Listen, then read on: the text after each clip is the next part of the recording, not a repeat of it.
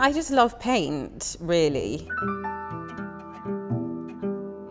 You know, engaging with those like childlike ways of making the feeling of paint in your hands, the feeling of materials, and like the thrill, I think, of colour.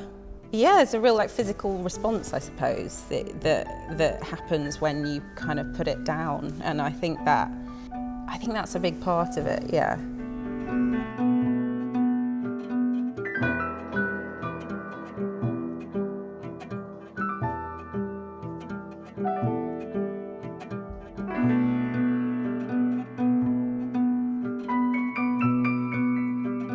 We're in my studio in London. You know, I tend to work on this surface that you can see here, which is like a suede mat board, which is almost like a kind of napped surface. So it's got like a pile to it. So it's somewhere between like velvet and suede. Often I'm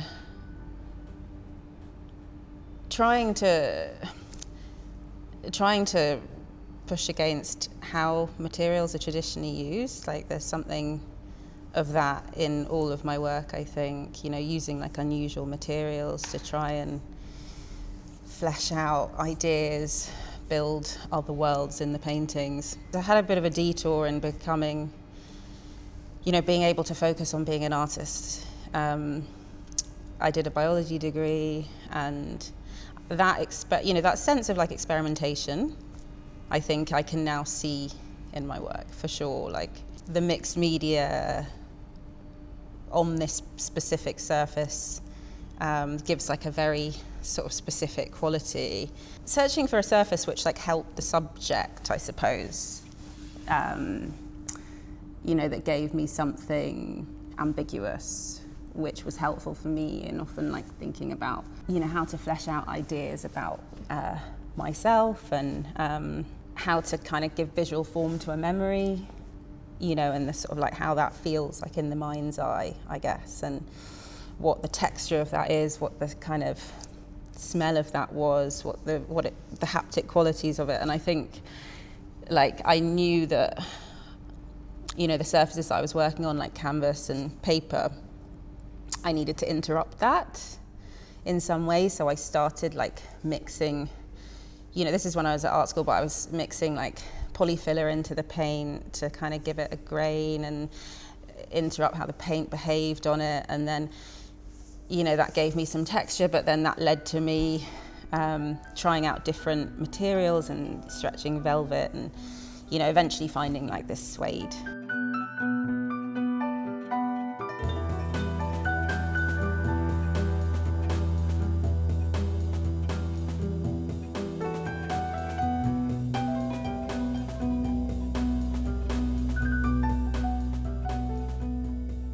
Well, I think it was always the thing that I have consistently done. It's always been the thing that I have had a commitment to doing. I've always had a commitment to making since I was a child.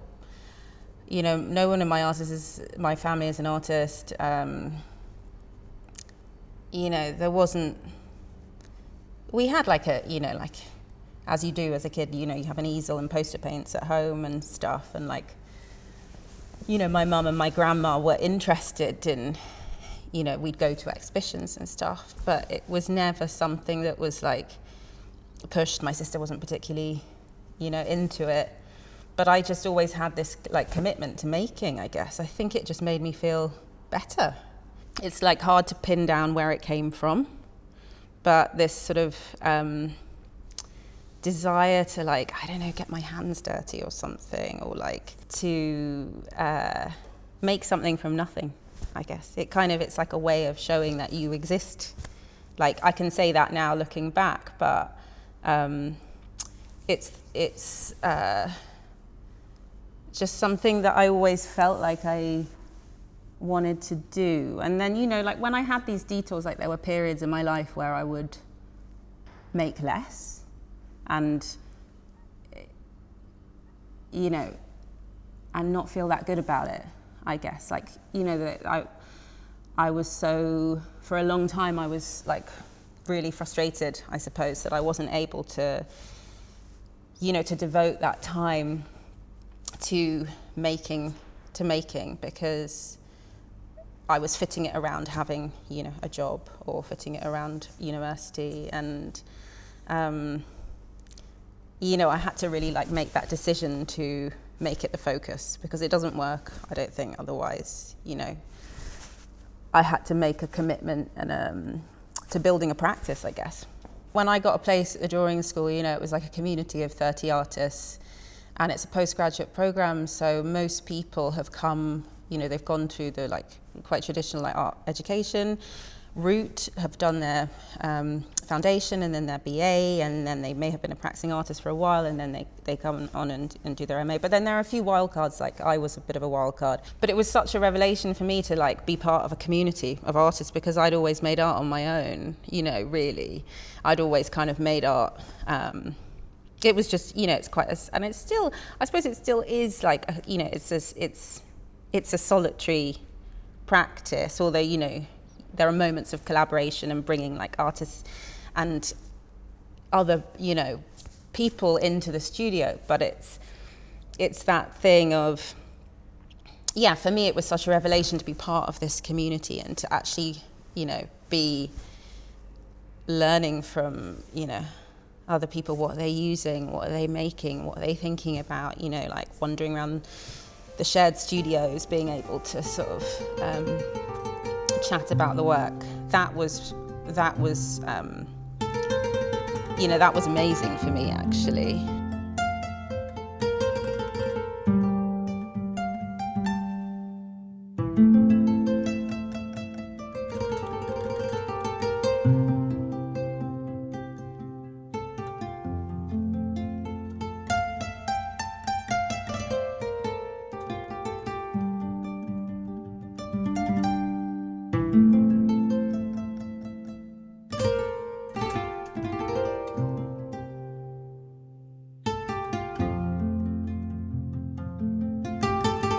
I think it becomes interesting when you think about colour as something that's relational, and that, a colour will feel very different when it's next to something else. But then when you introduce texture into that, it adds another layer, to how that colour behaves, how that colour lands, what that colour makes you feel, what it makes you think of. I build up the surface using, oil paint, acrylic paint, pastels, whatever I can really find in the studio. I think because the surface is napped, it's like a velvet, when you start to mix different mediums on it, they behave quite unpredictably, and you get these quite transient sort of effects, which I find really exciting and support some of the ideas that I'm interested in. Certain colours feel comforting to me, like yellow is a colour that I go to. If I'm stuck, I'll go to, I'll mix a shade of yellow or ochre, and it's something that other artists might kind of, definitely will pick different cooler hues perhaps, and there's a warmth and there's a heat in my work, and I think that does speak to a lot of what we've talked about in terms of memory and trying to flesh out a memory of whether that's visiting Uganda, where my father was from and where I have family, and trying to understand that more. Trying to understand, just trying to sort of, how that is part of me, I guess,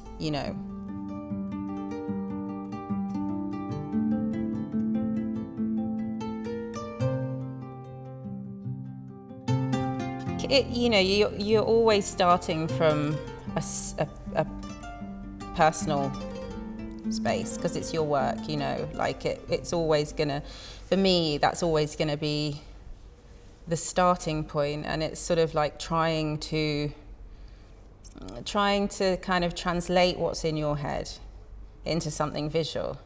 Growing up in the UK, you know, not spending much time in Uganda at all, I think, you know, but then like learning, like a lot of artists of the diaspora, you know, have this experience of, you know, a lot of what you know about this huge part of who you are is through stories from your nearest and dearest, and, you know, it might not be from, you know, directly living there actually, and so it's like you have this distance, but I think that distance is really helpful for me anyway, for my work, because it just allows you to to build your own you know, visual story, whatever that might be, you know, which I think is what painting is. You know, that's what it is really for me anyway. It's like building these you know, visual worlds, I guess, and I think having a bit of distance can be really helpful for that. But you know, also like wanting to try and kind of understand, or like try and you know, flesh out things that you haven't actually had that much experience of directly. I think that kind of like searching, I think, can be quite helpful as well. In repeating things, I think there's a kind of desire to sort of try things again, in a way. The foliage leaves that I've used a lot in my work, which, you know, reference you know, certain plants which are endemic to Uganda, and you know, how those were, you know, fed into colonialism and sort of roots through the country, how they were planted as almost like a precursor to colonialism in a way. You know, exploring that motif, going on that journey, and starting off, you know, rendering it in a particular way, maybe in a way which is, you know, showing some of the veins of the leaf, to then, you know, as you work through the series, simplifying the shape so it almost becomes abstracted and then maybe relates to arches in architecture. It's almost like a sort of like a trace or like an echo of an idea, which is, which for me says something of what it is to remember something, or what it is to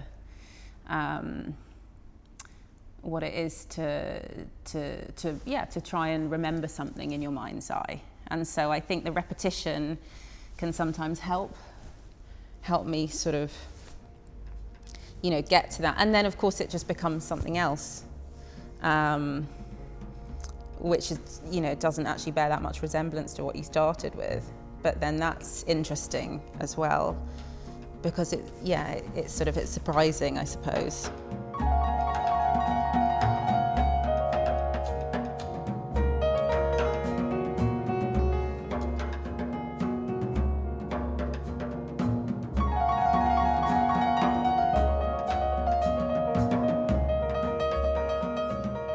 When I made the South London show, I mean, that was like very, you know, I don't think I'll ever make those. I mean, I don't know that we can ever make the work that we make again, but it feels like a really specific time for me, because when I was asked to do that show, you know, I think I was 37 weeks pregnant. You know, I had a lot of anxiety, I mean, on a personal level about what it would be to continue my practice once I had my second child. You know, when I was asked to do that show, and then you know, had the baby, I had this real sense of like release. It was like a sort of physically like a sense of freedom. So I think a lot of those paintings were very much about freedom, actually. You know, they had this kind of, I mean, not all of the works, but so, you know, there were sort of a series of works like in the main space, which, you know, that space has always reminded me of a roller rink, with the, you know, the wooden floors and like the shape of the space and the high ceilings, and so I knew, you know, and I'd been thinking about roller skating as a sort of as a way to flesh out some, some ideas about freedom and community and, that I'd been working on. And so, a lot of the time, the motifs that I'll use, they might be something quite static, actually, like the characters that, very static, made of stone or staircases. But then I'm also interested in maybe something which is more, I feel like I'm going off on a tangent here, but which is more about movement, which is more about, which is more dynamic. So that's where the roller skating came in, where I was trying to think of a way of exploring some of those ideas around finding a route through a memory, or finding a route through an aspect of one's own interiority, where I sort of looked at stillness and maybe some of the motifs that go with that. For example, the caryatids or the staircase or other architectural motifs. And I then was looking for something which was more dynamic and more about community and more about, where you have groups of people sharing an experience, but very much, within their own experience. And so I'm often, looking for these motifs, so to speak, which speak to some of these ideas, and then they find a way into my work.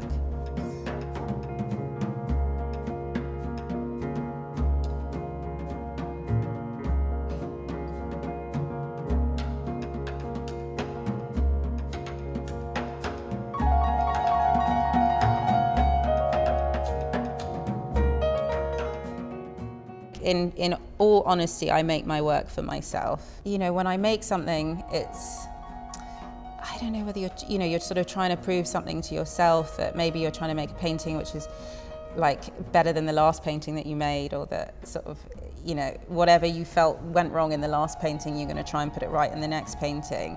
But there has to be this, it's this kind of jostling, I suppose, with the surface, with the idea, trying to resolve it, trying to make it finished enough.